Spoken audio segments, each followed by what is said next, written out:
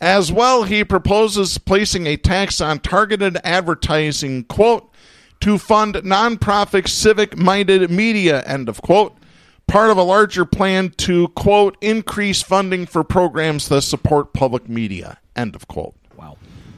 Right down the middle of the plate. This is the deal. I love this. Limiting the number of stations that a company can own in a market. I tell you what, let's go back to the 6-6-12 rule.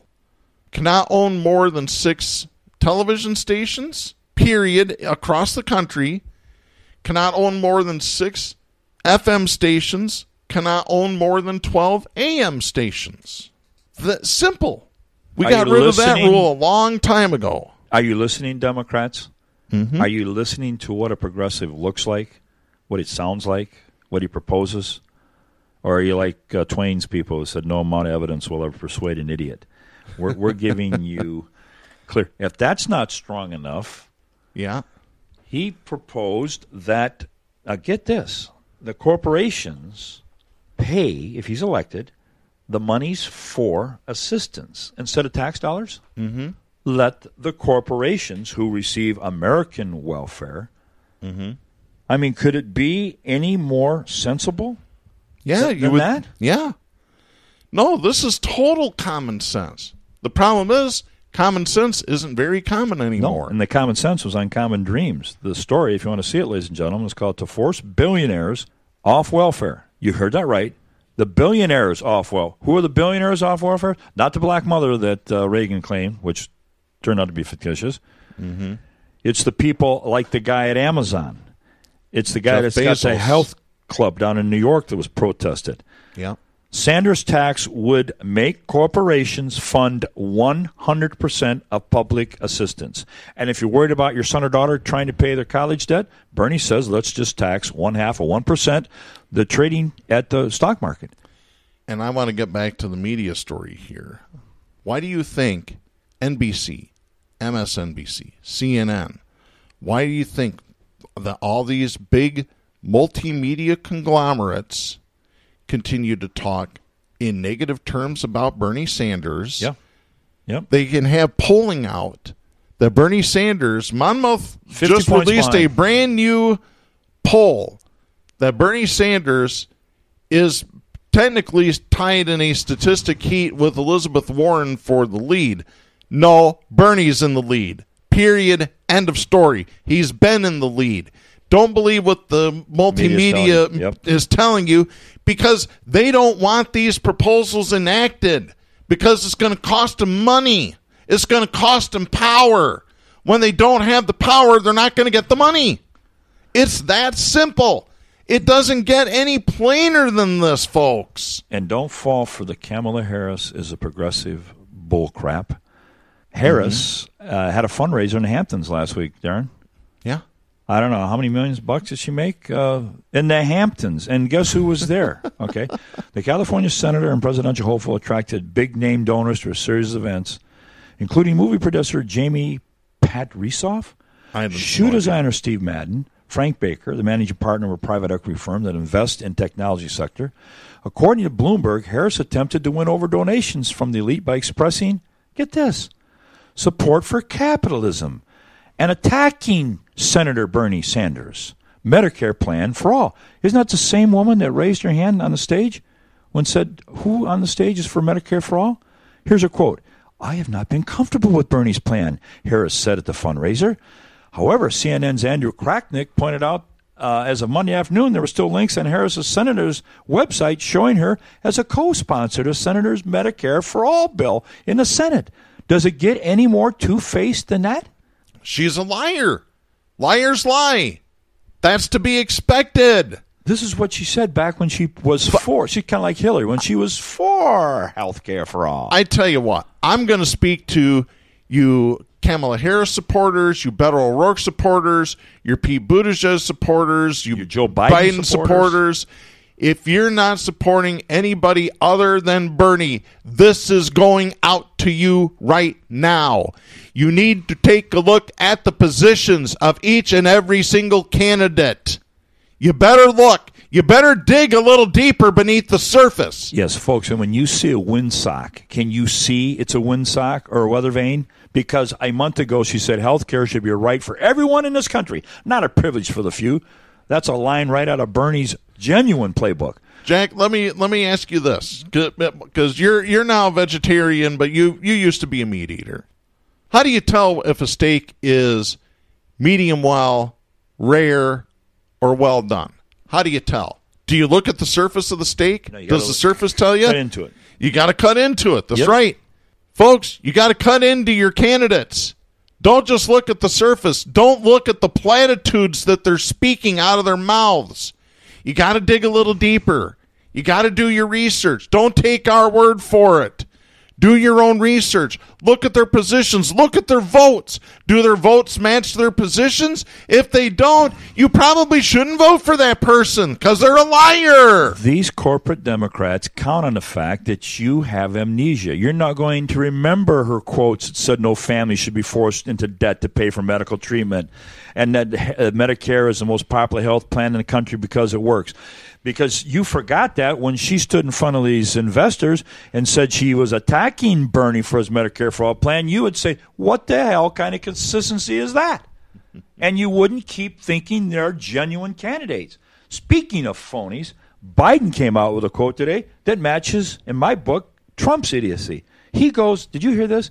It would be an insult to my dead son for everyone to have Medicare. Oh, he said that earlier in the week. Yeah, that's crazy. First of all, you're invoking the death of your son for political purposes, for political gains, and then how you expect us to extrapolate an insult to your son for Medicaid for all? How many sons would have been saved? Mm-hmm. What a sleepy old dinosaur.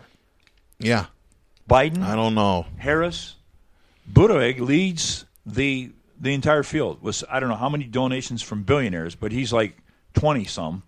Mm-hmm. Harris is right behind 17. It goes right down the list. Yeah. Bernie has none. Yeah. Bernie has no donations from billionaires, folks. Can you figure this out?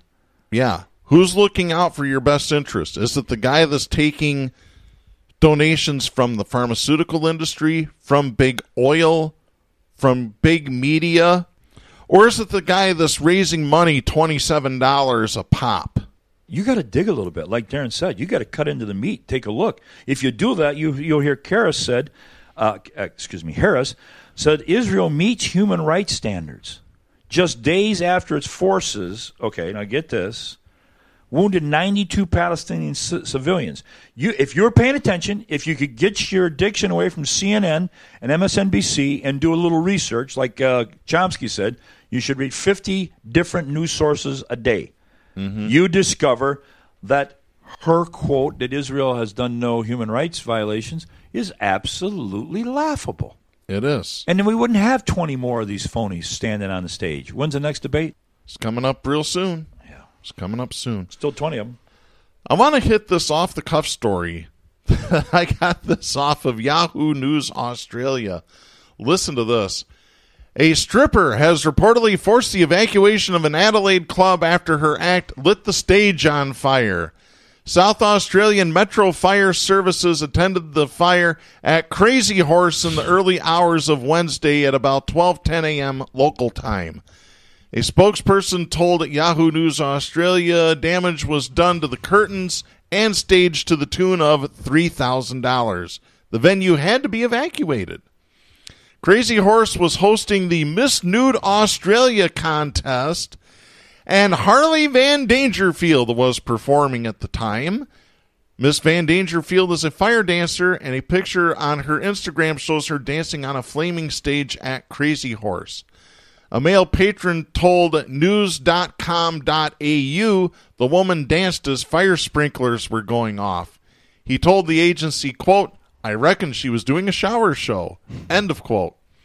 Adelaide Now reported Ms. Van Dangerfield apologized for the fire in a deleted Instagram post. Yahoo News Australia has contacted Miss Nude Australia and Miss Van Dangerfield for comment, and apparently they haven't heard back from either of them. I love her name, Harley Van Dangerfield. Oh, let me tell you, I got no respect.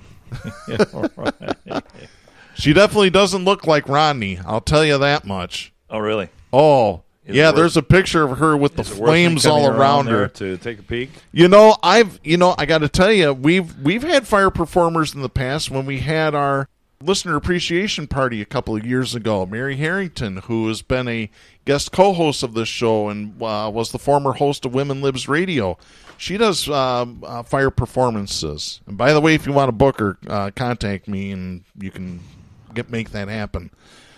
But yeah, so you know the old saying, if you play with fire, you're going to get burned, right? There's all sorts of analogies. And we've got a couple of minutes left in the show.